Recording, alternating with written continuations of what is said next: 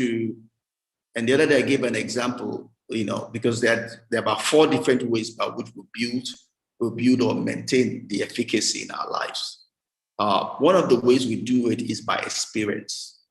Once I do something over and over again, I become more comfortable and more confident in doing it. That's one way I build my efficacy.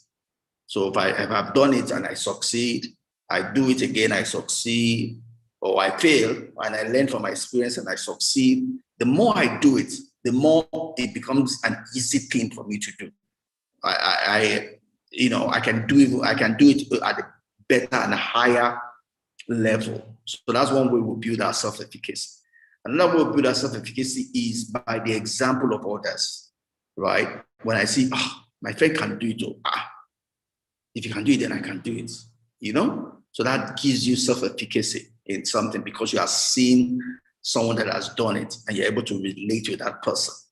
Another way we do it is by someone encouraging you, speaking positive words to you. That's another way we build self-efficacy. Another way we build it is by you talking to yourself, right? What you say to yourself.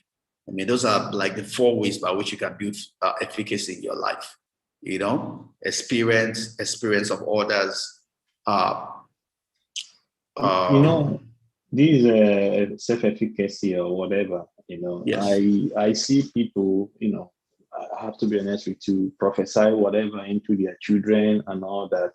I can tell you how I laugh about that and how I believe in self-efficacy in the fact that I have fears in me and I start, facing the giant squarely and say, no, I will conquer this.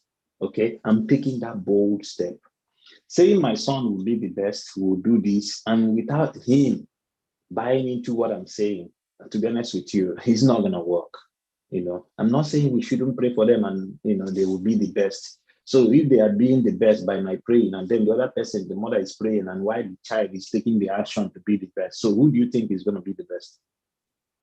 Well, the most important word that's why we say everybody's self-made, right? I know when we say self-made, a lot of people don't like it, but it's the truth. We're all self-made, right? Because it doesn't matter the input of others in your life. All the input of others in your life is useless. It's only the amount of the input that you believe in and work on that affects your life. So that's why you have 2 children from the same parents, they will not come out the same. Because even though the parents are giving them everything the same, what they will turn out to is the amount they take from what they are giving them. Mm-hmm. Is the way they see what the parents are doing for them. You do the same thing for your children. One might see that, that is wicked. Another one says that is nice or helping me. That will affect their lives. Even though you are doing the same thing to them, is the way they see it and what they do with it that determines who they become. So everybody is self-made because everybody is made by what they do with what the influences and advantages and benefits or challenges that is around them.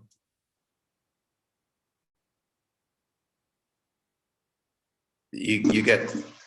And yeah, that's been my belief. That might be my belief because praying is good, but I think we need to be doing the right prayers. God, make this person realize that you're giving. I had discussion with some people in the past, talking about how God. I wouldn't say I would talk on behalf of God, but what my perception was about certain things and how God goes about it. That God from the beginning has given us some of the things we are asking for God, he gave to us when our parents conceived us. When we arrived here on earth, we already have all those. The spirit of creativity and understanding. Yes. Is about us. It's about us making the conscious effort to manifest those. I agree. If we are not, you see somebody, you have a book, you have an exam, and you're praying for God to make you pass the exam, and the book is there. You're not interacting with the book. Neither is the book communicating with you, and you want to pass the exam. You're going for night vigil, fasting all day and night. Pastor is pouring olive oil on top of your head and the whole of your body. Oh man, like something you said. If you want to have children, you must have sex. Otherwise, you're not, or do artificial insemination. One of those things have to happen. Yeah, but Yes. people, they use their faith. But the faith I see, I don't want to judge But it's it, not but faith. I don't think it's not directed at. Yeah, it's called presumption. When you have something you call faith that is not resting on solid foundation, it's not faith. It's called presumption. You are presuming. Right. Yeah. So yeah.